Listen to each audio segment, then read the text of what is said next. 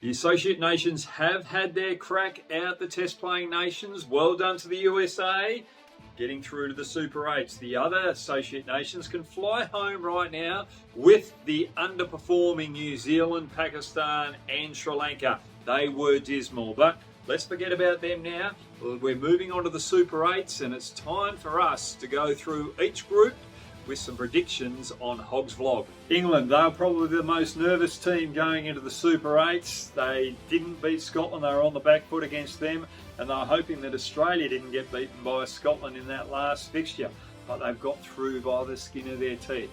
But they'll be happy that they're playing their first two games in St. Lucia against the West Indies and South Africa. The ball bounces more evenly than other wickets in the Caribbean this time of year there, and it comes onto the bat, so the batsman can play that free explosive game. For me, they've got to get their lineup right. Sam Curran comes in as a medium pace all-rounder, get rid of the other spin option. So for me, you've got better depth in your batting, but also your bowling department.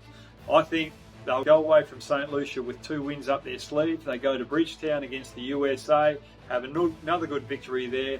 They will win 3 games in their group stage and be quite comfortable when they go to the semi-finals and defend their title. South Africa will be a little nervous coming into this Super 8s, nearly getting beaten by Nepal. Their batting has been inconsistent, and their bowling, which way are they going to go? Are they going to go with 2 spinners or the 1 spinner with some extra pace and bowl Markram with his part-time right arm off spinners? Their first game is against the USA in Antigua. They should win that one comfortably. But then they go to St. Lucia, where England have already played 1 fixture against the West Indies, and I think England, with their variety in their bowling lineup, where they'll have 3 spin options and maybe 3 to 4 pace options as well, with depth in their batting, will be too much for South Africa. Then South Africa have to fly back to Antigua and take on the might of the West Indies. The West Indies bowling attack probably not as strong as many others, but they've got a lot of all-rounders in their team and they bat really deep. And I think that extra depth with their batting and the way that they have that power game will be too much for South Africa. South Africa, for me, not getting through to the semi-finals. USA, don't write them off in the Super 8s. They're here and they mean business. Their batting lineup on these type of wickets can trouble some of these test-playing nations' bowling attacks. Taylor and Patel out the top of the order, awesome. Then you got Goss and Jones that can really handle the bat in the middle order, and then Nitish Kumar and Corey Anderson coming in out the back end. That is a formal batting lineup, and it's not too shabby. That is looking world class with the way that they've performed early on in this T20 World Cup. Their bowling lineup on these type of wickets, with a mixture of spin as well as pace, could upset some of these batting lineups that they're going to face.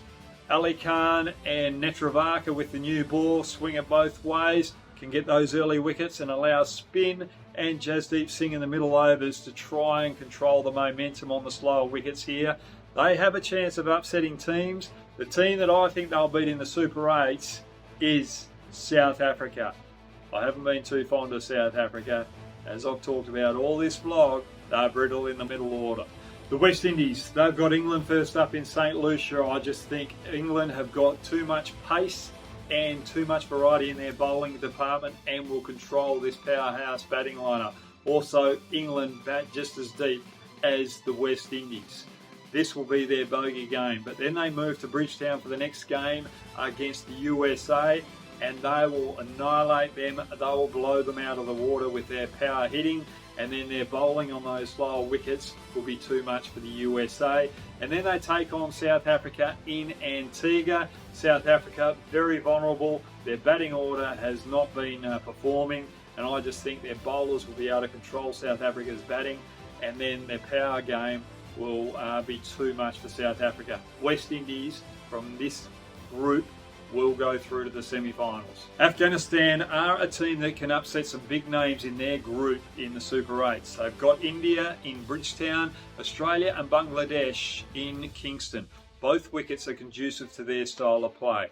They'll rely heavily on Gurbaz, Ibrahim and Golbadin out the top of the order. The middle order have to stand up when under pressure, because they are going to be put under pressure against the quality attacks of India and Australia. When it comes to the bowling, we all know that their spin is going to control the middle overs, so the opposition teams will be going hard at them in those first 6 overs. So Faruqi, Omarzi, as well as Hogg have to make sure that when the momentum starts going in the batsman's favour and swings starting to die off, don't put that extra pace on, go to those change-up deliveries. Otherwise they'll be found wanting. But their spin and their top order, if they control the majority of the game, they could upset India and Australia and help their cause to go through to the semi-finals. Watch out for this team. Australia, they should beat Bangladesh easily in Antigua, but the nervous game for me is against Afghanistan in Kensington. Kensington has been a slow turning wicket, and Afghanistan have got plenty of depth in that department, and Australia do have their struggles on those type of wickets against that type of bowling, so they'll have to be on their game there. When it comes to India in St. Lucia, that's going to be a very even contest. It's going to be a quicker wicket than what we've been used to in the Caribbean this year, and both teams have got very good pace attacks and good batting depth for those conditions, and that will be an absolute gem of a game. But for me, Australia will have to counteract Afghanistan if they want to go through comfortably, because they can't rely on beating India in their last game. If they lose against Afghanistan, the extra pressure will be India's favour in that final contest of their Super 8s fixture. Bangladesh, they've got 2 games in Antigua. They don't have to travel much, which is good for them, but they're up against Australia first and India second on that venue. And both teams have got powerhouse batting lineups, and I think they're going to take the bowling attack of Bangladesh away on what could be a batter-friendly type wicket. When it comes to their batting, they've been very poor in the top 4. They've been relying on the middle order, but I think their middle order is going to be exposed early against 2 quality attacks of both Australia and India, and they'll be blown out of the water in the first 2 games. They play they play Afghanistan in Kensington in their 3rd fixture. They might have a chance of beating Afghanistan there, but I still think Afghanistan's quality spin department and swing bowling in the power play will be too much for the batting lineup of Bangladesh.